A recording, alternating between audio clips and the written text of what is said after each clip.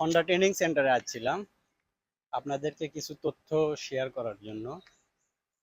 তো অনেকেই আমাকে কমেন্ট করেন সিঙ্গাপুর কিভাবে আসা যাবে, সিঙ্গাপুর আসতে কত টাকা লাগে।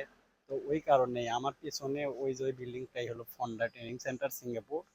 তো ওখানে এসে আমি কয়েকজন ভাইয়ের সঙ্গে কথা বললাম, সিঙ্গাপুর আপনি কিভাবে আসবেন, কিংবা কিভাবে সে আসলো, কত টাকা খরচা হইলো, সেই বিষয়ে আর কি আপনাদেরকে জানানোর জন্য আমি এখানে আসলাম।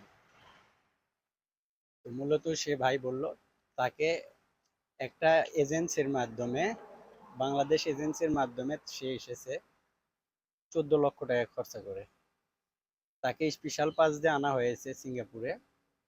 স্পেশাল পাসের মেয়াদ দিয়েছে 3 মাস।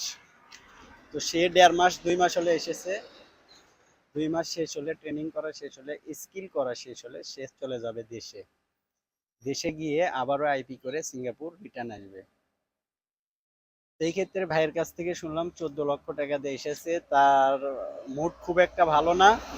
তাকে আমি বললাম ভাই আপনার একটা সাক্ষাৎকার নিতে চাই, সে রাজি হইল না, করছে না ভাই আমি নতুন, যদি আমার ওই এজেন্ট দেখে কিংবা আমার এই ট্রেনিং সেন্টারের লোকজন দেখে তাহলে অনেক সমস্যা হবে, যার কারণে আমি সাক্ষাৎকার দিতে পারবো না। সে এজেন্ট নিয়ে আসে ট্রেনিং এর ফাঁকে, তাদেরকে 2-4 দিন কাজ দেয়, সর্বনিম্ন একটা টাকা ধরে 22 টাকা, তাই 23 টাকা ধরে তাদেরকে টাকা দেয়।